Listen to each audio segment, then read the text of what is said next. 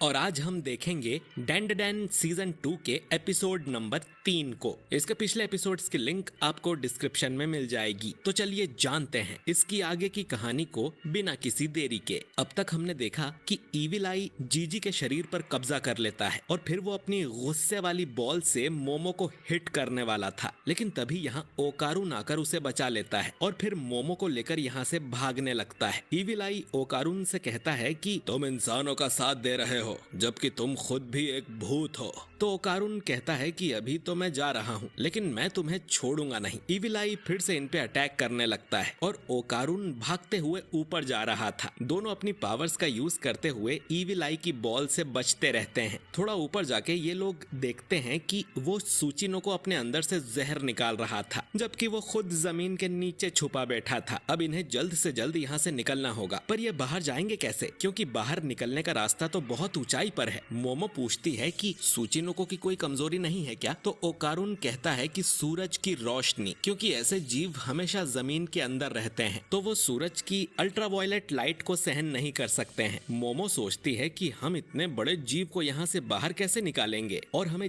जीजी को भी तो ठीक करना है। ओकारून कहता है कि अगर यहाँ से कोई बाहर निकल सकता है तो वो है सिर्फ मोमो। मोमो इन्हें छोड़कर नहीं जाना चाहती थी। ओकारून उसे समझाता है कि उनके पास टाइम नहीं है। अगर मोमो बाहर निकल गई तो वहाँ से कोई रस्सी नीचे फेंक सकती है, जिससे हम भी बाहर निकल जाएंगे और तब तक वो जीजी को भी संभाल लेगा। मोमो अब ओकारून का हाथ पकड़कर उसे प्रॉमिस करती है कि वो उन्हें जरूर बचाएगी। ओकारून अब टर्बो में ट्रांसफॉर्म हो जाता है। वो अपने पैरों से धक्का मारकर मोमो को ऊपर भेजने वाला था। ओकारून अब जोर से मोमो को हवा में उछाल देता है, जिसके बाद मोमो अपनी पावर से पुश लेती है और फिर वापस अपनी पावर यूज कर दरवाजे को पकड़ लेती है और यहाँ से बाहर निकल जाती है। वहीं इधर ओकारून के सामने इविल आई आ जाता है और बोलता है कि तुम सबसे पहले मरोगे। ओकारून बोलता है कि मैंने तुमसे कहा था ना कि मैं तुम्हें छोड़ूंगा नहीं। मोमो बाहर कोई रस्सी ढूंढने लगती है, लेकिन उसे कुछ नहीं मिलता, तो वो पर्दे फाड़कर उनसे रस्सी बनाती है, लेकिन वो बहुत ज्यादा छोटी थी। वो अब कोई और रास्ता सोचने लगती है। तभी उसे उसके बचपन की एक बात याद आती है जो जीजी ने उसे बताई थी। वो अपना मोबाइल चेक करती है ताकि कोई मदद बुला सके, लेकिन उसका मोबाइल कहीं गिर गया था और फिर वो गैस स्टोव चालू करके इस पूरे घर को ही आग लगा देती है और बाहर के लोगों से मदद के लिए चिल्लाने लगती है। इधर ओकारून और इविल आई में लड़ाई चल रही थी और ओकारून उसकी बॉल से भागता फिर रहा था। दोनों ही बहुत पावरफुल थे, पर इविल आई ओकारून पर भारी पड़ रहा था और वो उसे कहता है कि चूहे की तरह भागना बंद करो, लेकिन मुझे ये गेम खेलने में बहुत मजा आ रहा है। तभी इविल आई की नाक से खून आने लगता है। ये सूचिनोको के पॉइजन की वजह से हो रहा था। इविल आई कहता है कि उसे अब ये खेल खत्म करना पड़ेगा। वो अब अपनी बॉल के अंदर ओकारून को कैद कर लेता है। उसने बॉल को कर्स्ड हाउस में बदल दिया था, जिसमें से ओकारून कभी नहीं निकल पाएगा। इविल आई खुद अब उस घर में जाके ओकारून पर अटैक कर देता है और उसकी धुलाई करते हुए कहता है कि मैं उस मोमो के साथ भी यही करूंगा,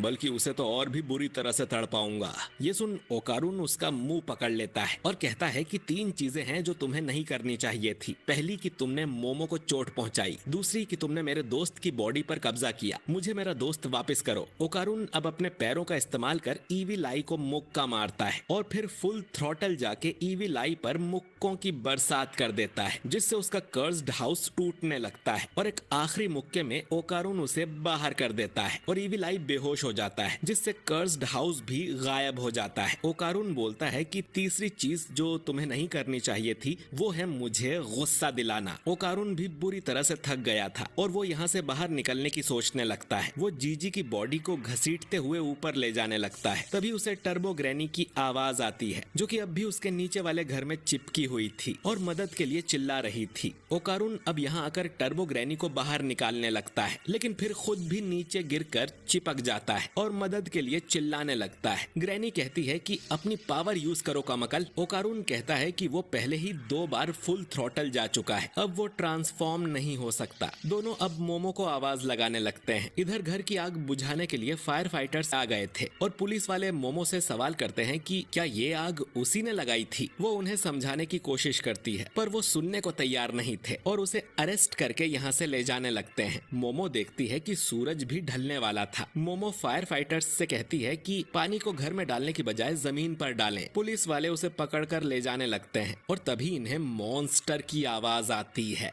और जमीन हिलने लगती है और तभी वो सूचिनो निकलकर बाहर आता है, जिसे देख सब लोग भागने लगते हैं। मोमो कहती है कि उसका प्लान कामयाब रहा और ये सूचिनो अपने आप ही बाहर आ गया। बचपन में जीजी ने उसे बताया था कि केंचुए जमीन से बाहर क्यों निकलते हैं। केंचुए अपनी स्किन के जरिए सांस लेते हैं और जब बारिश होती है तो जमीन में पानी भर जाता है और वो सांस नहीं ले पाते, इसीलिए वो जमीन से बाहर निकल आते हैं। लेकिन गर्मी के मौसम में वो सूख जाते हैं। इधर ये सूचिनो भी सनलाइट सहन नहीं कर पाता। वो घर के पीछे छुपने की कोशिश करता है तो मोमो अपनी पावर से ट्रक उठा के उसे दे मारती है और थोड़ी देर में उसका पूरा शरीर सूख के बेजान हो जाता है। मोमो चेक करने उसके पास जाती है कि वो सच में मरा कि नहीं। तभी उसके पेट में हलचल होती है और वो उल्टी कर देता है। उल्टी में उसने की तो फैमिली के सारे मेंबर्स को बाहर निकाल दिया था जो कि अब भी जिंदा थे। वो बुढ़िया मोमो को ही डांटने लगती है कि उसने महान सरपेंट को मार दिया। मोमो कहती है कि उसने तो तुम सबको खा लिया था। खैर उसके पास टाइम नहीं है, उसे ओकारुन और जीजी को बाहर निकालना है। तभी जमीन वापस हिलने लगती है और पूरे शहर में